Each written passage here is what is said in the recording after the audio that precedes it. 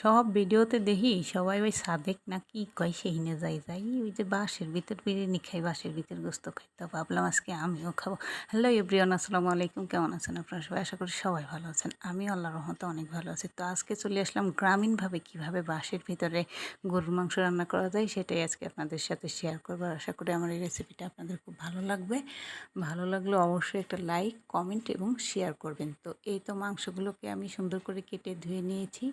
এখানে আদা বাটা, রসুন বাটা, জিরা বাটা, আর এখানে কিন্তু আমি ফ্রেশ মাংস নিয়েছি, কোনো হাড্ডি ব্যবহার করিনি। যাই হোক, রসুন বাটা, জিরা বাটা, তারপরে হচ্ছে মরিচ বাটা আর কি দিয়েছি। আর আমি একটু কাঁচামরিচ বেটে দিয়েছি। আপনারা চাইলে কিন্তু অবশ্যই এটা চিরেও দিতে পারেন। তো সব মশলা দিয়ে এখন এর ভিতরে দিয়ে দিচ্ছি পেঁয়াজ কুচি দিয়ে এর ভিতরে দিয়ে দেবো হলুদ, লবণ দিয়ে সুন্দর করে মেখে নিব। আসলে আগে বিশেষ করে চাকমারা কিন্তু এই খাবারটা বেশি খাই। বাঁশের ভিতরে মাছ রান্না করে, মুরগি, তারপরে ওদের যে মাংসগুলো ওগুলো রান্না করে খাই।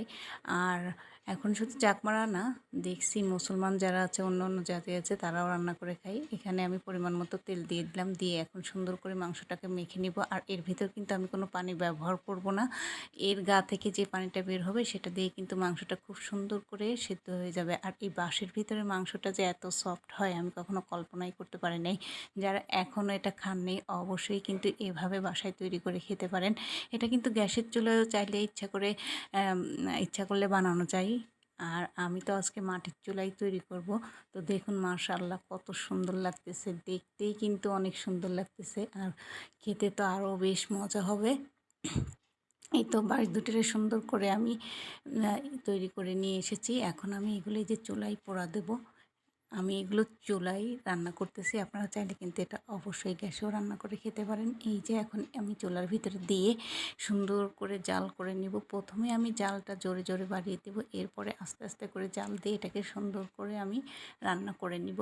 আর এভাবে রান্না করতে কিন্তু বেশ ভালো লাগে। আর আমি যেহেতু গ্রামের বাড়িতে এটা রান্না করেছিলাম, তাই গ্রামের পরিবেশ দেখাবো না সেটা তো হতেই পারে না। যেহেতু এখান থেকে পরিবেশটা অনেক সুন্দর দেখা যায়, তাই আমি সবসময়ের জন্যই কিন্তু এই পরিবেশটা দেখাই। আমার কাছে খুব ভালো লাগে এই জন্য। মাশাআল্লাহ অনেক সুন্দর পরিবেশ কিন্তু।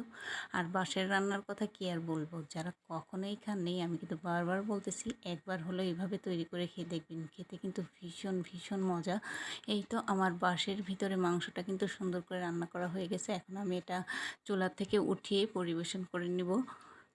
তো হাত দিয়ে প্রথমে দেখতেছিলাম যে আসলে হাতে সহ্য হবে কি না, তো দেখলাম যে না, আসলে হাত দিয়েই পারবো। তো এই তো সুন্দর করে তুলে নিলাম। এখন এই পেপারটা খুলে আমি ঢেলে নিব একটা পাত্রে। দেখুন কালারটা দেখুন, মাশাআল্লাহ অনেক সুন্দর আসছে। দেখেন পানি না দেওয়ার কারণেই কিন্তু অনেকটাই পানি হয়ে গেছে।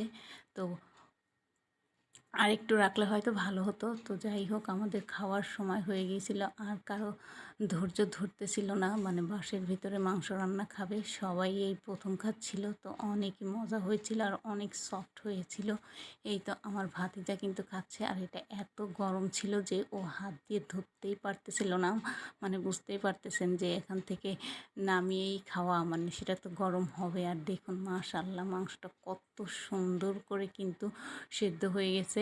আর ও খাচ্ছিল আর বলছিল অনেক অনেক টেস্ট। যাই হোক, সাদেক যাইতে পারি আর না পারি, তার বাঁশের মাংসটা তো খেয়ে নিলাম। আলহামদুলিল্লাহ অনেক সুন্দর হয়েছিল। আর ভিডিওটা ভালো লাগলে অবশ্যই একটা লাইক, কমেন্ট, শেয়ার করে যাবেন।